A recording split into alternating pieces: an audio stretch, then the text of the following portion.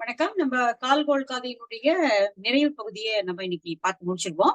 நேரடியா பாடத்துக்கு போயிடலாம். இங்க வந்து அவன் பாடி வீட்டுல படை வீட்டுல தங்கியிருக்கிறான். ஒவ்வொருவராக வந்து பார்க்கிறார்கள். சஞ்சயன் வந்து பார்க்கிறான். அடுத்தது வந்து சஞ்சயனுக்கு கட்டளையிட்டு அவன் அனுப்பி விடுகிறான். செக்குட்டுவன் அனுப்புகிறான். அடுத்து அதுல இருந்துதான் நம்ம பார்க்கணும். ஆஹ் சஞ்சயன் வந்து என்ன சொல்லியிருந்தோம் அப்படின்னா, நீ இங்க எதுக்கு போகணும், இங்க இருந்து அவ்வளவு தூரம் எதுக்கு போகணும், அப்படி ஏதாவது உங்களுக்கு வேணும், கடவுள் எழுத கல் தான் வேணும்னா அதை இங்க இருந்து போய் நாங்களே எடுத்து கொண்டு வந்து கங்கை மேல வந்து நீராட்டி கொடுத்துருவோமே அப்படின்னு சொல்லி சொல்றாங்க. ஆனா இல்ல, நான் அவர்கள் அங்க இருக்கக்கூடிய பாலகுமாரனுடைய மக்களாகிய கனக விஜயர் 2 பேரும் தகாத வார்த்தைகளை தமிழ் மன்னர்களை பற்றி பேசினார்கள் என்று கேள்விப்பட்டேன். அதனால அவர்களுக்கு நம்முடைய திறனை உரைப்பதற்காக போகணும் அப்படின்னு சொல்லி செகுட்டுவன் சொல்லி சஞ்சயனுக்கு ஒரு கட்டளையிட்டு அனுப்புகிறான். அதுல இருந்தா நம்ம பார்க்கணும். அடல்வேல் மன்னர் ஆருயிர் கொண்டும் கடலம் தானே காவலன் உரைக்கும் பாலகுமரன் மக்கள் மற்றவர் காவானாவின் கனகனும் விசயனும் விருந்தின் மன்னர் தம்முடும் கூடி அருந்தமிழ் ஆற்றல் அறிந்திலர் ஆங்கு என.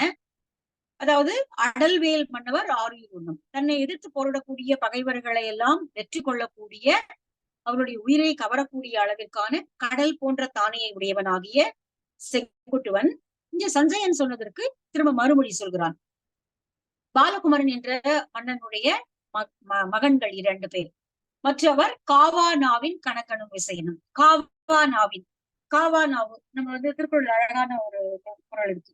யாகாவாராயினும் நாகாக்க காவாக்கால் சோபாப்பர் சொல்லிப்பட்டு காவா அப்ப காவா காவானாவின்னா இங்க அவருடைய நாக்கை காக்காமல் வாயில வந்தெல்லாம் அவங்க பேசி திரிகிறாங்க. கனகனும் விசயனும் விருந்தின் மன்னர் தம்மோடு கூடி, விருந்தாக வந்த அல்லது புதிய மன்னர்கள் சிலரோடு கூடி அருந்தமிழ் ஆற்றல் அறிந்திலர், அருந்தமிழ் மன்னர்களை பற்றி சில இழிவான செய்திகளை பேசியிருக்கிறார்கள் என்று எனக்கு செய்தி வந்தது.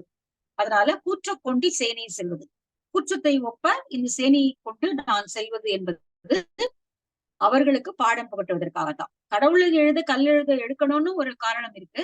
ஆனால் இன்னொரு காரணம் முக்கியமானது இது. அதனால நாங்க நேரடியா போகிறதுதான் சரி என்று சொல்லி, ஆனால் கண்ணர்கிட்ட ஒரு செய்தி சொல்லணும். என்னன்னா, கங்கை பேராறு கடத்தற்கு ஆவண வங்க பெருநிறை செய்க. அது கங்கையை கடந்து போவதற்கு பெரிய படகுகள் வேண்டும். ஏன்னா அது அப்படியே படை வந்து தரை வழியா போகும். ஆனா இதுல மாறி போகிறதுக்கு நிச்சயமாக பெரிய படகுகள் தேவை. அதனால அதை வந்து எங்களுக்கு ஒழுங்கு செய்து கொடுக்க வேண்டும் அவர்கள் என்று சொல்லி செய்தியை சொல்லி சஞ்சயனை அனுப்புகிறான்.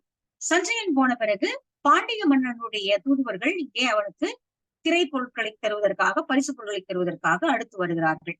அடுத்து அதுதான் வருது.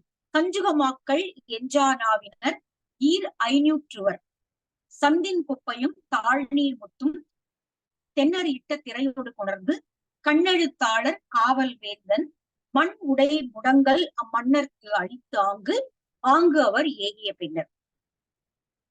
கஞ்சுகமாக்கள், கஞ்சுகம்னா சட்டை அணிந்தவர்கள், ஷர்ட் சட்டை போட்டுக் கொண்டிருந்த மக்கள். நம்ம திரும்ப திரும்ப இதை பாக்குறோம், அடிக்கடி நம்ம சிலப்பதிகாரத்துல பார்த்ததுதான். சட்டை போடுவது அப்படிங்கிறது வந்து மன்னனால வழங்கப்படக்கூடிய ஒரு தகுதியாக இருக்கும், பரிசாக இருக்கும், வெகுமதி. இல்லாதவர்கள் சட்டை போடக்கூடாது. அப்போ கஞ்சுகமாக்கள் எஞ்சானாவினர், எஞ்சானாவுனா அவர்கள் என்ன சொல்கிறார்களோ அந்த சொல்படி நிற்பார்கள். நின்ற சொல்லினர் ஈடு தோன்றியர் பார்த்தோம் இல்லையா, அதனால எஞ்சானாவினர். அது போல இப்படிப்பட்ட மக்கள் ஈர் 500 1000 பேர் வராங்க. என்னெல்லாம் எடுத்துட்டு வராங்க அப்படின்னா, சந்தின் குப்பையும், சந்திர மரத்தினுடைய கட்டைகளையும், குப்பைனா குவியல், தாழ்நீர் முத்தும், கடலில் இருந்து, பாண்டிய நாடு இல்லையா, அதனால கடலிலிருந்து எடுக்கப்பட்ட முத்து குவியல்களையும் தென்னரிட்ட திரையோடு கொணர்ந்து, பாண்டியர்கள் இவர்களுக்கு கொடுத்த திரையோடு கப்பத்தோடு கொண்டு வந்து, அப்போ சேரனுக்கு கீழே பாண்டியர்கள் இருக்கிறார்கள் அப்படிங்கிற மாதிரியான ஒரு பொருள்பட இவர் இங்க எழுதுறாரு. சோழர்களை பத்தி சொல்லல. அப்போ சேரனுக்கு அடிபணிந்து அவர்களுக்கு கப்பம் கட்டுபவர்களாக பாண்டிய மன்னர்கள் இருந்திருக்கிறார்கள். தென்னரிட்ட திரையோடு கொணர்ந்து கண்ணெழுத்தாளர் அப்படின்னா இந்த பொருளை கொடுக்குறாங்க அப்படிங்கிறதுக்கு வாங்கி ரசீது கொடுக்கணும் இல்லையா, அப்படி எழுதக்கூடியவர்களுக்கு கண்ணெழுத்தாளர்கள் என்று பெயர். இதெல்லாம் அந்த வழக்கம் பலகாலமாகவே இருந்திருக்கிறது. இப்ப ரசீது கொடுக்குறோம் இல்லையா, அது மாதிரி கண்ணெழுத்தை ஒரு ஓலையில திருமுகத்துல எழுதுறவங்க இந்த பொருள்கள் வந்து சேர்ந்தது என்று சொல்லி எழுதி, அந்த அத்தாட்சி எழுதி அந்த காவல் வேந்தனுடைய மண் உடை முடங்கல், திரும்ப நம்ம பார்த்ததை ஏற்கனவே மண்ணால செய்யப்பட்ட லட்சணையை அதில் பொறித்து, ஏற்கனவே மாதவி கொடுத்த திருமுகத்திலையும் அந்த ஓலை கடிதத்திலையும் அந்த மண்ணுடைய முடங்கள் இருந்தது. மண்ணால செய்யப்பட்ட லட்சணையே இதுல பொறிச்சு முடிகிறது. இன்னைக்கு நம்ம அரக்கு வச்சு சீல் பண்றோம் இல்லையா, அந்த மாதிரி முடங்கள் மன்னவர்க்கு அளித்து, அப்படி பொருள்களை கொண்டு வந்த அவர்களுக்கு அந்த முடங்களை, லட்சணை பொறிக்கப்பட்ட அந்த முடங்களை கண்ணெழுத்தாளர்கள் எழுதி கொடுக்குறாங்க. எழுதி கொடுத்து அவங்க போன பின்னாடி இப்போ அவன் நீலகிரி பாடியை விட்டு கிளம்புறான். இப்ப இவ்வளவு நேரம் அங்க பாடியில தங்கி இருந்தான். படை வீடு அமைத்து எல்லாரும் வந்து பார்த்து வாழ்த்தி பாடினாங்க, திரையை செலுத்தினாங்க. சஞ்சயன் வந்து பார்த்தான். இப்போ அவன் இங்க இருந்து கிளம்புறான். மன்னிய வீங்கு நீர் ஞாலம் ஆழ்வோன் ஓங்கிய நாடு ஆள் செல்வர் நல்வலன் ஏத்த பாடி இருக்கை நீங்க பெயர்ந்து. வீங்கு நீர் ஞாலம், இந்த வீங்கி பெருத்த நீரால் சூழப்பட்ட இந்த உலகத்தை ஆளக்கூடியவனாகிய சேர நீங்க ஓங்கிய நாடு ஆள் செல்வர் நல்வலன் ஏத்த, அவருடைய நல்ல வெற்றியை வாழ்த்தும்படியாக பாடி இருக்கை நீங்கி பெயர்ந்து, அந்த பாடி இருக்கையிலிருந்து கிளம்பி போறான். கங்கை பேராற்று கண்ணரின் பெற்ற வங்கப் பரப்பின் வடம் கங்கைக்கு போனோம். எவ்வளவு பெரிய தொலைவு அது. அந்த தொலைவை பற்றிய டிஸ்கிரிப்ஷன் எதுவுமே இதுல வரல. நேரடியாக அடுத்த காட்சியே எங்க வந்துருதுன்னா, வஞ்சி மாநகரத்துல இருந்து நீலகிரிக்கு கிளம்பி வந்தான். மலை மேல ஏறி நீலகிரியில வந்து தங்கினான்ங்கிறது. நீலகிரியில இருந்து கங்கை ஆற்றுக்கு போகணும் அப்படின்னா அது எவ்வளவு பெரிய தொலைவு, எத்தனை கிலோமீட்டர் கணக்கு இல்லையா அது. ஆனால் இங்க வந்து அந்த டிஸ்கிரிப்ஷன் எதுவுமே வரல. நேரா வந்து அவங்க கங்கை பெரியாற்றுக்கு போயிட்டாங்க. நூற்றுக்கண்ணவர்களுடைய நாடு இருக்கக்கூடிய அந்த இடத்துக்கு போயிட்டாங்க. நடுவுல எப்படி படை போச்சு, எந்தெந்த வழியா போச்சு அப்படின்லாம் சிலப்பதிகாரம் எதுவும் சொல்லல. கங்கை பேராற்று கண்ணரின் பெற்ற வங்கப்பரப்பின் வடமருங்கு எய்தி, அவர்கள் கொடுத்த அந்த அவங்க நிறைய நாவாய் படகுகளை எல்லாம் தயாராக வைத்திருக்கிறார்கள். ஏற்கனவே செய்தி சொல்லி அனுப்பி இருக்கிறதுனால அவங்க வந்து அங்கு எதிர்கொண்டு, மன்னனை எதிர்கொண்டு அந்த படகுகளை ஏற்றி இந்த படைகளை அனுப்புகிறார்கள். ஆங்கு அவர் எதிர்கொள்ள அந்நாடு கழிந்து, நூற்றுக்கண்ணவர்களுடைய நாட்டை கழிந்து ஆங்கு ஓங்கு நீர்வேலி உத்தரம் மறியி, ஓங்கு நீர் வேலியாக உடைய உத்தரம் வடக்கு பகுதியை சென்று இவன் அடைகிறான். எந்த இடம்லாம் சொல்லல. கங்கை ஆறு பாயக்கூடிய இடம், அது பெரிய பரப்பு. கங்கை ஆறு பாயக்கூடிய இடம் பெரிய பரப்பு. நம்ம பழைய பண்டை இந்தியாவே இப்ப இருக்கிற இதெல்லாம் ஸ்டேட் எல்லாம் விட்டுட்டு நினைச்சு பார்த்தாலுமே கூட அது ஒரு பெரிய பரப்பு. அதுல அவங்க எந்த இடத்துக்கு பர்டிகுலரா போனாங்க அப்படிங்கிறது தெரியல. ஓங்கு நீர் வேலி உத்தரம் மறியி பகைப்புலம் புக்கு பாசறை இருந்த தகைப்பரும் தானை மரவோன் தன்முன். பகைப்புலத்துக்கு போயாச்சு. இப்ப யாரோட சண்டை போடணுமோ அந்த நாட்டினுடைய வெளியில போய் தங்கிட்டான். பாசறையில போய் அங்கே தங்கி தகைப்பரும் தானை மரவோன். தகைப்பரும் அப்படின்னா வெல்லுவதற்கு அரிய அந்த படையுடைய சேரன் செங்குட்டுவன் இப்பொழுது நூற்றுக்கண்ணவர்கள் கொடுத்த படையில ஏறி அந்த வடக்கு பகுதியில போய் நின்னுட்டான். பெயர்கள் எல்லாம் குறிப்பிட்டிருந்தா நல்லா இருந்திருக்கும். எந்தெந்த வழியாக போனார்கள் சொல்லியிருக்கலாம். கரெக்டா உண்மையா எந்த நாட்டோட அவன் சண்டை போட்டான் அப்படிங்கிறத சொல்லியிருக்கலாம். இந்த தகவல்கள்லாம் இங்க வந்து சிலப்பதிகாரத்துல வரல. அடுத்து யார் யாரெல்லாம், கனக விசையர், இப்போ கனக விசையருக்கு விஷயம் தெரிஞ்சு போச்சு. அவங்க படை திரட்டி தயாரா இருக்காங்க. ஏன்னா அவர்களுக்கு செய்தி ஒற்றர்கள் மூலமாகவும் பறையறிவிச்சும் சரி தெரிவிச்சாச்சு. உத்தரன், விசித்திரன், உருத்திரன், பைரவன், சித்திரன், சிங்கன், தனுத்தரன், சிவேதன், இவர்கள் எல்லாம் அங்க இருந்த பல்வேறு நாடுகளுடைய மன்னர்கள். அவர்கள்லாம் கனக விசையருடைய நண்பர்கள். சரி, தென்புலத்திலிருந்து ஒருவன் இவ்வளவு பெரிய படையெடுத்து வந்திருக்கிறான் அப்படின்னா அவனுடைய ஆற்றலை நாமளும் தான் பார்க்கலாமே என்று சொல்லி அவர்கள் வடதிசை மருங்கின் மன்னர் எல்லாம் தென் தமிழ் ஆற்றல் காண்குதும் யாமென, அவங்க எப்பேற்பட்ட வீரர்கள்னு பாத்துருவோம், நம்மளோட அவங்க பெரிய வீரர்களா பாத்துடலாம் அப்படின்னு சொல்லி கலந்த கேண்மையின் கனக விசையர் நிலம் திரை தானையோடு நிகர்த்து மேல் வர. நிலம் திரை, நிலத்தையே திரை போல மூடக்கூடிய ஆள். அவங்களுக்கும் பெரிய படை இருக்கிறது. ஏற்கனவே கனக விசையரும் பெரிய ஆளாதான் இருந்திருப்பாங்க, அதனாலதான் இவ்வளவு வாய்ச்சிருக்கா பேசியிருப்பாங்க. ஆனா இவர்களோடு இவ்வளவு கேண்மை மன்னர்களாக பல பேர் வருகிறார்கள். எனவே பெரிய படை வருகிறது. நிலம் திரை, நிலத்தை திரை போட்டு மூடக்கூடிய அளவிற்கு மிகப்பெரிய படையோடு அவர்கள் கிளம்பி வருகிறார்கள். வந்து இப்போ சண்டை நடக்குது. சண்டை நடக்கிற பகுதி தான் இந்த அடுத்து வரக்கூடிய பகுதிகள் விளக்குகின்றன. முன்னாடி அடுத்து வரக்கூடிய கிட்டத்தட்ட ஒரு 40-50 பகுதி வரி வந்து முழுக்கவே அந்த போர் எப்படி நடந்தது, அந்த போர்க்களம் எப்படி இருந்தது அப்படிங்கிறத பத்தி விவரிக்கக்கூடியதுதான். எப்பவுமே காப்பியங்கள்ல சிறு சிறு பகுதியாக வரக்கூடிய விஷயங்கள் வந்து செய்திகள் வந்து பின்னாடி ஒரு பெரிய ஒரு சிற்றிலக்கியமாகவே வளர்ந்த ஒரு நிலையை நம்ம சிற்றிலக்கியங்கள் வரும்பொழுது பார்க்க முடியும். இப்போ செங்குட்டுவனுடைய இந்த போரை விவரிக்கக்கூடிய பகுதி வந்து கிட்டத்தட்ட கலிங்கத்து பரணி இதையேதான் விரிவாக பேசுகிறது. கலிங்கத்து பரணி, ஜெயங்கொண்டார் எழுதிய கலிங்கத்து பரணி இந்த போர் எப்படியெல்லாம் நடந்தது என்பதை பற்றியும், எப்படியெல்லாம் விரலியர் பாடினியர்கள் எல்லாம் வந்து பாடினாங்க என்பதை பற்றி இந்த பகுதி இப்ப நம்ம பார்க்கக்கூடிய இந்த கால்கோள் காதை பகுதியில வரக்கூடியதை வந்து விரிச்சு பெரிய இலக்கியமாக பின்னாடி சமைக்கப்பட்டதை நம்ம வந்து சிற்றிலக்கிய காலத்துல பார்க்க முடியும். காப்பியங்கள் பல்வேறு சிற்றிலக்கியங்கள் தோன்றுவதற்கான அடிப்படையாகவும் இருந்திருக்கின்றன அப்படின்னு பார்க்கலாம். இப்ப இங்கே வந்து செங்குட்டுவனுடைய படைக்கும் அந்த கடக விசயர் அவருடைய நண்பர்களுடைய பகைகளுக்கும் இடையே பெரிய போர் மூழ்கிறது. இறைத்தேர் வேட்டத்து எழுந்த அரிமா கரிமா பெருநிறை கண்டு உளம் சிறந்து பாய்ந்த பண்பின். சிங்கம் வேட்டையாட போகிறது, எதிரே யானை வருகிறது. அந்த சிங்கம் எப்படி எவ்வளவு வேகத்தோட போய் அந்த யானையை அடிக்குமோ அது போல வேகத்தோடு செங்குட்டுவன் பாய்ந்து போர் புரிந்தான். இறைத்தேர் வேட்டத்து எழுந்த அரிமா, இறை தேர வேண்டும் என்ற வேட்டம்னா விருப்பத்தோடு சென்ற அரிமா சிங்கமானது கரிமா பெருநிறை கண்டு, பெருநிறைன்னா யானை, கரிமான யானை, யானையினுடைய பெரிய நிறையை பார்த்து மிக மகிழ்ந்து அடடா நமக்கு பெரிய விருது கிடைச்சிருச்சு என்று சொல்லி எப்படி போய் ஓங்கி பாஞ்சி போய் பிடிக்குமோ அது போல பல்வேல் மன்னர் காஞ்சி தானையோடு காவலன் மலைப்ப. காஞ்சி திணை அப்படின்னா என்ன அப்படின்னா, ஒரு பகைவன் போரெடுத்து வரும் பொழுது எதிர்த்தரப்புல இருப்பவர்கள் அவர்களை தடுத்து நிறுத்தி போரிடுவார்கள். உள்ள நுழைய விடாம தடுத்து நிறுத்துவார்கள். முதல்ல தடுத்து நிறுத்துவாங்க, அதுக்கப்புறம் இவங்க உள்ள போறது, அவங்க வழி விடுறதா அல்லது அவங்க போகிறதா அப்படிங்கிறது வந்து அடுத்த கட்டம்.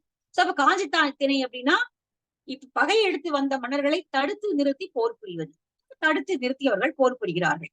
காவலன் மலைப்ப வெயில் கதிர் விழுங்கிய துகில் கொடி பந்தர், வெயில் கதிர் விழுங்கிய அப்போ நிறைய தேர் படை வந்து எல்லா தூசி படை எல்லா படைக்கும் கொடி பறக்கும் இல்லையா, எல்லாத்துக்குமே ஒரு கொடி உண்டு. அந்த கொடி பறக்குது. அந்த கொடி மேல பறக்கும் பொழுது பாத்தீங்கன்னா மேல இருந்து வெயிலே கீழே விழாத அளவுக்கு அந்த கொடிகள் பறக்கின்றன. அதாவது போர்க்களத்துல இருக்கக்கூடிய தேரினுடைய கொடிகள் பறப்பதனால கீழே வெயிலே விழலையாம். அந்த அளவிற்கு வந்து இப்ப அடர்த்தியான கானகத்துல வெயில் விழாதுன்னு சொல்லுவோம் இல்லையா, அது போல இங்க வந்து வெயிலே விழாத அளவுக்கு அவை மூடி இருக்கின்றன.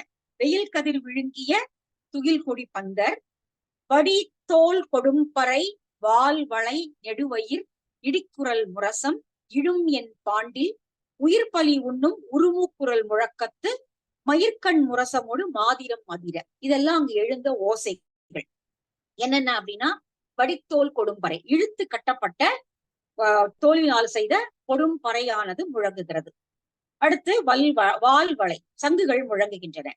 நெடுவயிர், நெடுவயிர் அப்படின்னா வந்து ஒரே நிமிஷம், வயிறுனா ஊது கொம்பு, நெடுவயிர்னா ஊது கொம்புகள் முழங்குகின்றன. அடுத்து இடிக்குரல் முரசம் இடி போல முழங்குகிறது. இழும் என் பாண்டில், பாண்டில் அப்படின்னா வெண்கலத்தால செய்த தாளம், கையில வச்சிருப்பாரு இல்லையா, ஞானசம்பந்தர் கையில வச்சிருப்பாரு பாண்டில் தட்டு தாளம் தட்டு, அது எடுத்து இங்க வச்சிருக்காங்கன்னு தெரியல, அது வந்து பாண்டில் அது முழங்குகிறது. உயிர் பழி உண்ணும் உருமுக்குரல், உருமுன இடி, இடி போல முழக்கத்தை உடையதாகிய அந்த முரசங்கள் உருமுகின்றன. மயிர்கண் முரசம், ஒரே நிமிஷம் நிறுத்திக்கிறேன், கதவு திறந்து.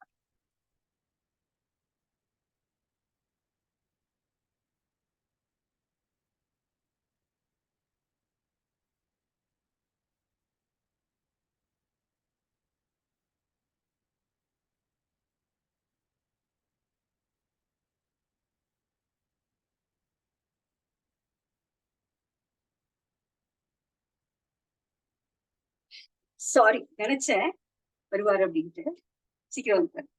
சரி, இங்க வந்து மயிர்கண் முரசமோடு மாதிரம் மதிர, இந்த தரையே அதிரும்படியாக இங்க வந்து அந்த இவ்வளவு விதமான சத்தங்கள் அந்த போர்க்களத்துல எழுகின்றன. அடுத்தது சிலை மயிர்கண் முரசம். அது மயிர்கண் முரசம்னா நம்ம ஏற்கனவே பார்த்தோம், மயிர் நீக்காத தோளால் செய்யப்பட்ட முரசங்கள்.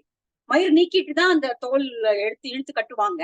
சில சமயத்துல அந்த மயிர் நீக்காம அந்த அந்த தோளாலேயே கட்டக்கூடிய, மயிரை முழுக்க எடுக்காம அப்படியே கட்டக்கூடிய முரசங்களும் உண்டு. நம்ம ஏற்கனவே பின்னாடி அந்த இதுலயும் பார்த்தோம், அவங்க காட்டுல வரும்பொழுது அந்த பகுதியில பார்த்தோம்.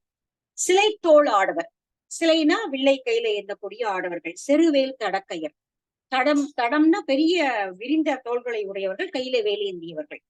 கரைத்தோல் மறவர், தோளால் செய்யப்பட்ட கேடயத்தை அணிந்திருக்கக்கூடிய ஆடவர்கள் மறவர்கள். கடும் தேர் ஊருனர், மிக விரைவாக செல்லக்கூடிய தேரினை ஓட்டுபவர்கள். வெண்கோட்டு யானையர், வெண்கோடுன்னு தந்தம், தந்தத்தை உடைய களிறுதான் வந்து போருக்கு வரும், பிடி போருக்கு வராது. போர்ல வர்றது வந்து களிறுதான். யானையே இருந்தா கூட வெண்கோட்டு தந்தமுடைய ஆண் யானை தான் போருக்கு வரும். பெண் யானைகளை போர்ல பயன்படுத்துவது கிடையாது. ஏன்னா அப்புறம் எப்படி அடுத்தடுத்து பெத்து போடுறது முடியும், எப்படி முடியும் இல்லையா? பிடிகளை கொண்டு வந்து கொண்டுட்டா அதுக்கப்புறமா எங்க இருக்கு வந்து இப்போ ஒரே ஒரு ஆண் யானை இருந்தா கூட போதும். ஒரு 4, 5 யானைகளுக்கு வந்து அதனால வந்து நீங்க இது பண்ண முடியும். ஆனால் வந்து ஆனா அந்த பழக்கம் உண்டானே எனக்கு தெரியல. விலங்கியல் ரீதியாக யானைகள் ஒன்றோடு மட்டும் ஜோடி சேர்பவையா அல்லது பலவோடு ஜோடி சேர்பவையா அப்படிங்கிற டவுட் இருக்கு. அதையும் நம்ம பார்க்கணும். இங்க வந்து ஆஹ் வெண்கோட்டு யானையர் விரைப்பறி குதிரையர், விரைந்து செல்லக்கூடிய குதிரை படையை கொண்டவர்கள். மண் கண் கெடுத்த இம்மாநில பெரும் துகள் களம்கொள் யானை கவிழ்மணி நாவும் விலங்கு கொடி நந்தின் வீங்கிசை நாவும் நடுங்கு தொழில் ஒழிந்து ஆங்கு ஒடுங்கி உள் செல்வ. அதாவது இவ்வளவு பேரும் வேகமா வந்து போரிட வராங்க. இந்த பக்கத்துல இருந்து இவங்க வராங்க, அவங்க வராங்க, தேர் வருகிறது, யானை வருகிறது, குதிரை வருகிறது, எல்லாம் அப்படி வேகமா வரும்பொழுது அப்படியே தூசி பறக்குது. தூசி பறந்து அப்படியே எல்லா இடத்தையும் அப்படியே மூடிக்குது. எப்படி மூடுதான் அப்படின்னா, யானையினுடைய கழுத்துல கட்டி இருக்கக்கூடிய மணியே அசங்காத அளவிற்கு அந்த புழுதி போய் அதை மூடி விடுகிறதாம். எவ்வளவு அழகான கற்பனை. தூசி பறந்து போய் யானையினுடைய கழுத்துல கட்டி இருக்கக்கூடிய மணி ஒலிக்காதவாறு அந்த தூசி போய் அதை அடைத்துக் கொள்கிறது. அதே போல கொடியில் கட்டிருக்கக்கூடிய சங்குகள் ஒலிக்காதவாறு அதை தூசி போய் அதை அவற்றை மூடிவிடுகின்றன. விலங்கு கொடி நந்தின் வீங்கு இசை நாவும், கொடியில கட்டப்பட்டிருக்கக்கூடிய சங்குகளினுடைய ஒலி எழும்பாதவாறு இந்த தூசி போய் அவற்றையெல்லாம் மூடிக்கொள்கிறது. அடுத்தது போர் நடக்கிறது. எல்லாருமே பணங்களாக விழுகிறார்கள். நடுங்கு தொழில் விலங்கு கொடி நந்தின் வீங்கிசை நாவும் நடுங்கு தொழில் ஒழிந்து ஒலிக்காமல் ஒடுங்கி உள் செய்து இருக்கின்றன இந்த தூசியினால. தாரும் தாரும் தாமிடை மயங்க. தாருன்னா ஒருத்தர் சண்டை போடுறதுனால அவர்கள் கழுத்தில் போட்டிருக்கக்கூடிய மாலைகள் ஒன்னோடு ஒண்ணு நெருங்கி அப்படி பிணைஞ்சு இழுக்குது. தாரும் தாரும் தாமிடை மயங்க. அப்படி வேகமா ஒன்னா முதல்ல தூசி படைதான் வந்து போரிடும் இல்லையா? எப்பவுமே படையில வந்து முதல்ல இருப்பது வந்து காலாட்படைதான். காலாட்படைதான் முதல்ல வந்து வேகமா மோதும். அப்படி மோதும் பொழுது அவர்கள் கழுத்தில் வெற்றி மாலைகளை அணிந்து கொண்டு வந்திருக்கிறார்கள். அந்த மாலைகள் ஒன்றோடு ஒன்று சேர்ந்து மயங்கி அவர்கள் போர் புரிகிறார்கள். தோளும் தலையும் துணிந்து பேராகிய சிலை தோல் மறவல் உடல் பொறை அடக்கத்து. சண்டை பெருசா நடக்குது. தலையெல்லாம் வெட்டுப்பட்டு வீரர்கள் கீழே விழுகிறார்கள். தோளும் தலையும் துணிந்து வேறாகிய, தோல் தனியாகவும் தலை தனியாகவும் விழுந்துருச்சு கீழே. சிலை தோல் மறவர் உடல் பொறை அடுக்கத்து. உடல் அப்படியே குவிந்து குவியலாக அப்படி குவிஞ்சு போச்சு. போர் மிக கடுமையாக நடப்பதனால நிறைய வீரர்கள் வெட்டுப்பட்டு இறந்து போகிறார்கள். அவர்களுடைய உடல் அப்படியே குவியலாக குவிந்திருக்கிறது. அப்போ எப்பவுமே போர் நடக்குது அப்படின்னா அங்க வந்து கழுகுகள் வரும், நரிகள், நாய் நரிகள்லாம் வரும் பிணங்களை உண்பதற்காக. பேய்கள் வந்துடும். முதல்ல பேய் வந்துடும். பேய் வந்து உடலை சாப்பிடுவதற்காக பேய் வந்துடும் அப்படிங்கிறது வந்து நம்ம அந்த இதுலயே பார்த்தோம். முன்னாடி வந்து தேவந்தி வந்து அந்த வேண்டுவா இல்லையா? அந்த சாத்தன் வந்து குழந்தைய வரும்போது போய் வேண்டும் பொழுது இந்த பேய் பிடிச்சு அந்த குழந்தைய சாப்பிடும் அப்படிங்கிற மாதிரி எல்லாம் நம்ம பார்த்தோம். இங்க வந்து எரிப்பினம் இடறிய குறை உடல் கவந்தம் பறைக்கண் பேய்மகள் பாணிக்கு ஆட. பேய் வந்து அப்படியே பாணி கொட்டி ஆடுதான். அவ்வளவு சந்தோஷம் பேய்களுக்கு எல்லாம், நல்ல விருந்து நமக்கு அப்படின்னு சொல்லி அது பறை கொட்டி பாணிகளை எல்லாம் பாடி ஆடுகிறது பேய்கள். பேய்மகள் பாடுகிறாள். அப்போ இந்த கவந்தம், எப்பவுமே உடம்பு வெட்டி போச்சுன்னா தலை விழுந்துட்டாலும் உடம்பு கொஞ்ச நேரத்துக்கு வந்து அதுல உயிர் இருக்குங்கிறதுனால அது கொஞ்சம் அதுல மூமெண்ட்ஸ் இருக்கும் இல்லையா? எப்படி அந்த பல்லியினுடைய வாழை வெட்டினாலும் வால் கொஞ்ச நேரம் துடிக்குமோ அது போல தலையை வெட்டிட்டாலும் உடம்புல கொஞ்ச நேரம் அந்த நீரோட்டம் ரத்த ஓட்டம் இருக்கிறதுனால உடல் கொஞ்ச நேரம் அப்படி துடிப்போட இருக்கும். அதனால இந்த பேய்மகள் வந்து பாணி கொட்டி பாடுவதனால இந்த கவந்தங்கள் எழுந்து ஆடுகின்றன. முண்டங்கள், கவந்தம்னா முண்டம் எழுந்து ஆடுவது அந்த பேய்மகளுடைய பாட்டுக்கு ஆடுவது போல இருக்கிறதா. அடுத்து இது இன்னொரு கொடூரமா இருக்கு. இது படிக்கிறதுக்கே. பிணம் சுமந்து ஒழுகிய நிலம்படு குருதியில் களம்கொள் பேய்மகள் கதுப்பு இகுத்து ஆட. அப்படி ரத்தம் ஆறா ஓடுது. அதுல கொழுப்பு, அதெல்லாம் தலையெல்லாம் வெட்டுப்பட்டு கொழுப்பும் அப்படியே சேர்ந்து கொழுப்பு உடல்கள் எல்லாம் அப்படியே இந்த ரத்த ஆறுல அப்படியே ஓடுகின்றன. இந்த ரத்த ஆறு ஓடுவதை பார்த்து ரொம்ப நாள் ஆச்சு இந்த மாதிரி சண்டையெல்லாம் பார்த்து, இந்த மாதிரி ரத்த ஆறு ஓடுறதை பார்த்து இவ்வளவு நாள் ஆச்சுன்னு சொல்லி இந்த பேய்மகள் தன்னுடைய கூந்தலை அந்த ரத்த ஆறுல ஓட்டு அலசிக்குதான். என்ன கற்பனை! பிணம் சுமந்து ஒழுகிய நினம்படு குருதியில், நினம்னா கொழுப்பு, நினம்ல வந்து பிணங்களையும் அந்த கொழுப்புகளையும் இழுத்துக்கொண்டு ரத்த ஆறு ஓடுகிறது. கடம்கொள் பேய்மகள் கூட்டமாக இப்ப வந்துருச்சு, எல்லாம் கூட்டமா வந்துருச்சு. பேய்மகள் கதுப்பு இகுத்து ஆட. கதுப்புன்னா கூந்தல். கூந்தலை அலசி அந்த ரத்த ஆற்றுல அடடா ரொம்ப நாள் கழிச்சு இந்த மாதிரி ஒரு விருந்து கிடைச்சிருக்கேன்னு சொல்லி தன்னுடைய கூந்தலை அது அலசி கொள்கிறதாம். அடும் தேர் தானை ஆரிய அரசர் கடும் படை மாக்களை கொன்று களம் குவித்து. இவ்வளவு அரும் தானே, அவங்களும் சாதாரணமான எல்லாம் வரல, அரும் தானையோடு வந்திருக்கிறார்கள் ஆரிய அரசர்கள்.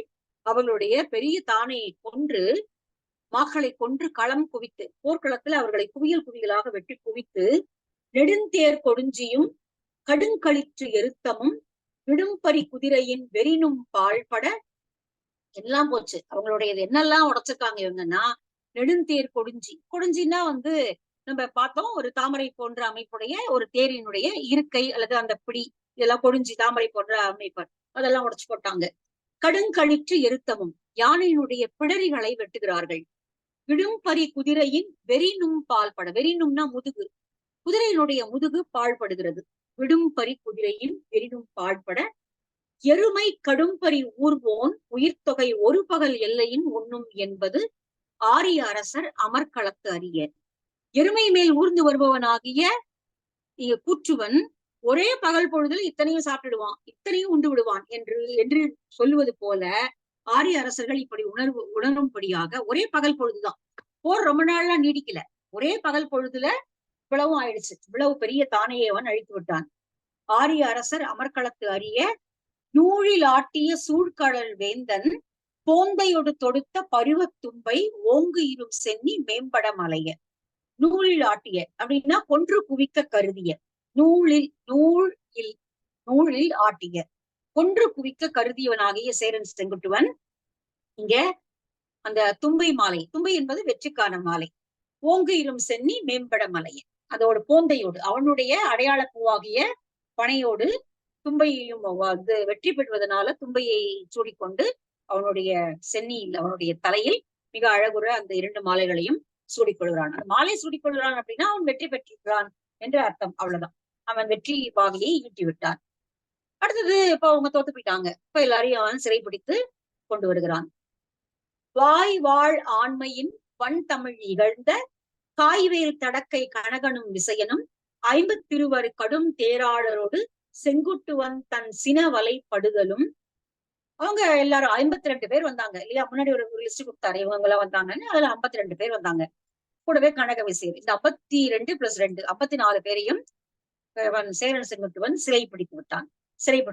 வாய் வாழ் ஆண்மையின், வாய் வாழ் என்றால் வெற்றி தரக்கூடிய வாளினுடைய அந்த ஆண்மையை நிரூபித்து, வன் தமிழ் இகழ்ந்த, வன்மையான சிறப்பு மிகுந்த தமிழை இகழ்ந்த, தமிழை இகழ்ந்தால் இப்படித்தான் நிலைமை அடையும் என்று சொல்லி பிறருக்கு உணர்த்துவது போல காய்வேல் தடக்கை, அவர்கள் சாதாரணமானவங்க கிடையாது, அவர்கள் காய்கின்ற வேலையுடைய தடக்கை உடையவர்கள், அவருடைய கையில் இருக்கக்கூடிய வேலும் வீரம் செறிந்ததுதான்.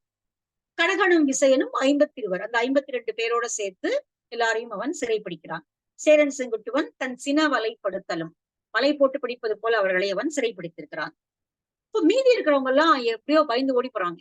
எல்லா அந்த வீரர்கள்லாம் இருப்பாங்களே, இப்ப சிறை பிடிச்சிட்டா என்ன பண்றது, வீரர்கள் அரசர்கள் எல்லாம் இருப்பாங்க இல்லையா, அவங்க எல்லாம் வேற வேற வேஷம் போட்டுட்டு ஓடி போயிட்டாங்களாம். அதுதான் இங்க சொல்றாரு. சடையினர், உடையினர், சாம்பல் பூச்சினர், பீடிகை பீலி பெருநோன்பாளர், பாடுபாணியர், பல்லிய தோழினர், ஆடு கூத்தர் ஆகியன்கனும் ஏந்து வாழ் ஒழிய தாம் துறை போகிய விச்சை கோலத்து வேண்டுவையின் படர்த்தர.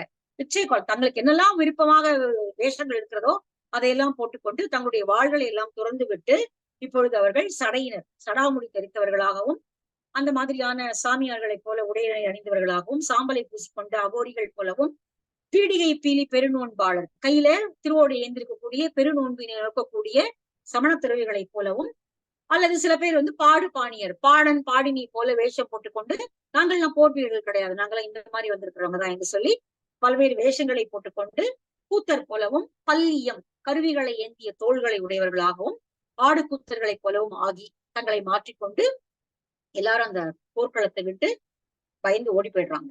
எல்லாரும் வாள்களை எல்லாம் போட்டு விட்டு ஓடிவிட்டார்கள். சோ மாட்டிக்கிட்ட கனக விசயன் அவனுடைய 52 பேரையும் சிறைப்பிடித்து விடுகிறான்.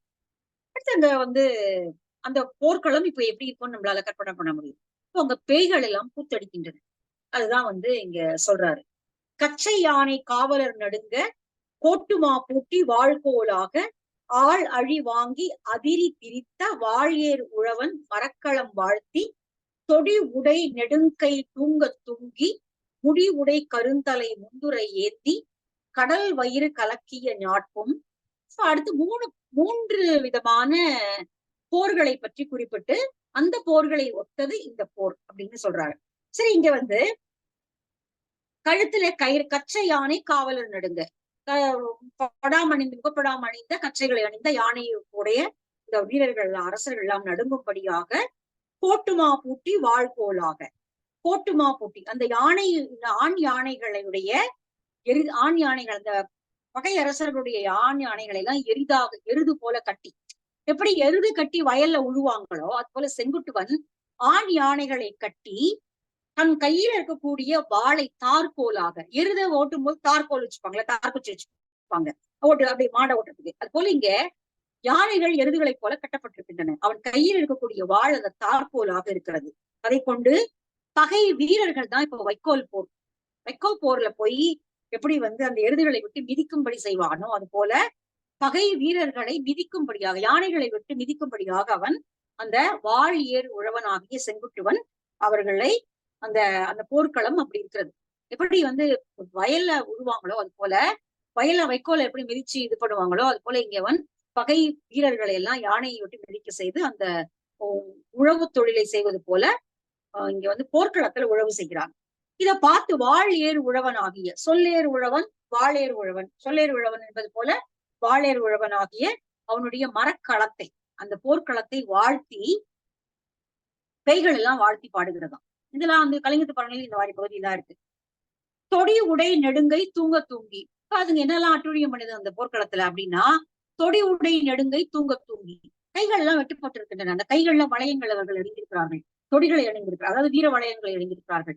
அந்த கையெல்லாம் அப்படி தூக்கி தூக்கி பார்க்குதோ அது தொடி உடை நெடுங்கை தூங்க தூங்கி, வீர வளையம் அணிந்த அந்த கைகள் அசையுமாறு அவற்றை தூக்கி, முடிவுடை கருந்தலை முந்துரை ஏந்தி, தலையும் கழுத்து வெட்டி இருக்கு, அதனால அந்த அந்த ஆண்களுடைய அந்த குஞ்சியை பிடிச்சு அந்த தலையை தூக்கி அப்படி காட்டி ஆட்டுதான் அந்த பேய்கள். தலையை மட்டும் முடியை பிடிச்சு இழுத்து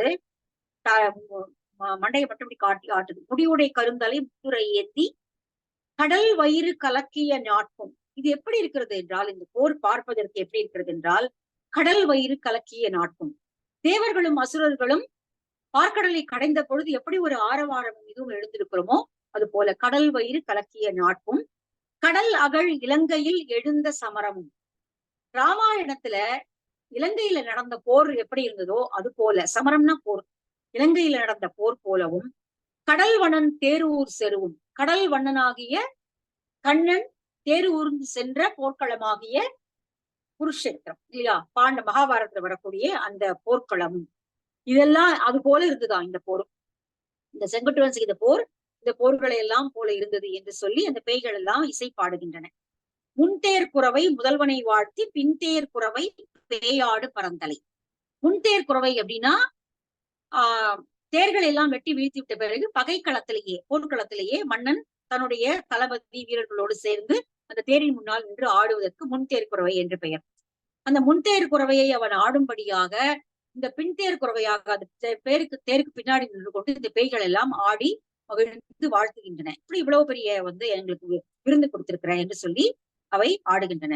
முடித்தலை அடுப்பில் பிடர்த்தலை தாழி தொடித்தோள் துடுப்பின் துழைய ஓன் சோறு மரப்பே வாளூன் வயினறிந்து ஊட்ட சிறப்பூன் கடியினம் செங்கோல் கொற்றத்து அறக்களம் செய்தோன் ஊழி வாழ்க என. இது அதோட கொடுமையா இருக்கு. என்ன அப்படின்னா, போர்க்களத்துல முடிசூடிய மன்னர்களுடைய தலைகளை எல்லாம் எடுத்து அடுப்பு போல வச்சு, அடுப்பு 3 வைக்கும் இல்லையா, அடுப்புக்கு 3 வைப்பாங்க, 3 கல் வைக்கிறது, அது போல முடிசூடிய மன்னர்களுடைய தலையெல்லாம் எடுத்து அடுப்பு போல வச்சு அதன் மேல யானையினுடைய தலையை பாத்திரமா வைக்கிறது. யானையுடைய தலைதான் பெருசா இருக்கும், அதனால யானையினுடைய தலையை பானையாக வைத்து வீரர் தம் தொடி அணிந்து, இப்ப நிறைய கை உடஞ்சு போய் கீழே விழுந்துருக்கு இல்லையா, அந்த கையெல்லாம் எடுத்து அகப்பை கரண்டி போல பிடித்து கொண்டு அத நிறைய பிணம் விழுந்திருக்கிறதுனால துழாவி சமைக்கப்பட்ட ஊன் சோற்றை வீரமுடைய பேய் ஆகிய சமையல்காரன் பதம் பார்த்து பிற பேய்களை உண்ணச் செய்கிறது. பேய் சமையல் செய்கிறது எப்படின்னா, முடித்தலை மன்னர்களுடைய தலையெல்லாம் வச்சு அது மேல யானையினுடைய மண்டையோட ஆகிய பாத்திரத்தை வச்சு இந்த கைகளை எல்லாம் கரண்டி போல பயன்படுத்தி அந்த ஊன்களை எல்லாம் இறந்து போன உடல்கள் எல்லாம் அதுல போட்டு சமைச்சு பிற பேய்களுக்கு அது ஊட்டுகிறது. அந்த சிறந்த உணவினை பேயினங்கள் எல்லாம் உண்டு மகிழ்ந்து இன்னும் வாழ்த்தி பாடுகின்றன. அவ்வளவு நல்ல சாப்பாடு இவ்வளவு நாள் கழிச்சு போர்க்களத்துல இந்த மாதிரி கிடைச்சிருக்கு என்று சொல்லி முறை தவறாத வெற்றியினால அறக்களம் செய்யக்கூடியவனாகிய செங்குட்டுவன் இந்த உலகத்தில் வாழ்வாங்கு வாழட்டும் என்று சொல்லி வாழ்த்தி அவனை வாழ்த்தி பாடின. இந்த பேய்கள் எல்லாம் அந்த போர்க்களத்துல வாழ்த்தி பாடின. தப்பாது வெற்றி தரக்கூடிய வாழினை உடையவனாகிய செங்குட்டுவன் இப்படி அந்த போரினை செம்மையாக அங்கு முடித்தான். முடித்து திரும்ப இப்ப வந்து கிளம்புறான். அங்கிருந்து கிளம்ப போறான். மரக்களம் முடித்த வாய்வாழ் குட்டுவன் வடதிசை மருங்கின் மறை காத்து ஓம்புனர் தடவுத்தி அவியா தன் பெரும் வாழ்க்கை காற்று தூதாளரை போற்றி காமின் என வில்லவன் போதையோடு வென்றுவினை முடித்த பல்வேறு தானே படைப்பல ஏவி பொன்போற்று இமயத்து பொறுவரு பத்தினி கல் கால் கொண்டனன் காவலன் ஆங்கு. இமயத்துல பொன் சிகரங்களை உடைய இமயத்திலிருந்து கல் எடுத்துக்கொண்டு பத்தினி தெய்வமாகிய கண்ணகிக்கு சிலை செய்வதற்காக அவன் அங்கே அந்த கல்லை எடுக்கிறான். அதோடு அதற்கு முன்னாடி ஏற்கனவே அந்த முனிவர்கள் வந்து சொல்லியிருக்காங்க, அங்கிருந்தா மரவேள்வி செய்யக்கூடிய இவர்களை அந்தனர்களை நீ காக்க வேண்டும் என்று. இப்ப காற்றை விட கடுக்கி செல்லக்கூடியவர்களாக தங்களுடைய தூதர்களிடம் ஏற்கனவே சொல்லி அமைச்சிட்டான். அங்க பகை அந்த வீரர்கள் எல்லாம் இவர்களை என்ன துன்புறுத்தக்கூடாது என்று. வடதிசை மருங்கின் மறை காத்து ஓம்பும் தடவுத்தி அவியா தன் பெரும் வாழ்க்கை. தீ வளர்த்து யாகங்கள் செய்யக்கூடிய வேள்விகளை செய்யக்கூடிய மிகப்பெரிய வாழ்க்கை உடையவர்களாகி இந்த அந்தனர்களுக்கு எந்த விதமான ஊரும் செய்யாத ஒழிக என்று தன்னுடைய வீரர்களுக்கு அவன் ஏற்கனவே காற்றை விட வேகமாக செல்லக்கூடிய தூதர்கள் மூலமாக செய்தி அனுப்பிவிட்டான். அப்படிப்பட்ட அந்த பல்வேறு தானே உடையவனாகிய செங்குட்டுவன் இப்பொழுது இந்த மன்னர்களை எல்லாம் வென்று மரவேள்வி செய்து இமயத்தில் பொன் போன்ற சிகரமுடைய இமயத்திலிருந்து கல்லெடுத்து பத்தினி தெய்வத்திற்கு சிலை செய்வதற்காக தன்னுடைய நாட்டிற்கு இப்பொழுது அவன் திரும்ப போகிறான். அதுக்கு முன்னாடி நீர் படைக்காதை எப்படி அவங்க வந்து அங்க அந்த நீராட்டி கங்கையில நீராட்டி அதை எடுத்துட்டு வர போறாங்க. அப்புறம் வந்து இங்க என்ன மாதிரியான காட்சிகள் எல்லாம் வருதுங்கிறது அடுத்து வரும். சோ அடுத்த பகுதியில நம்ம வந்து பார்க்கலாம். கால் கோள் காதை நிறைவு பெற்றது. அடுத்த பகுதி நீர் படைக்காதை. அடுத்த கிளாஸ்ல நம்ம பார்க்கலாம்.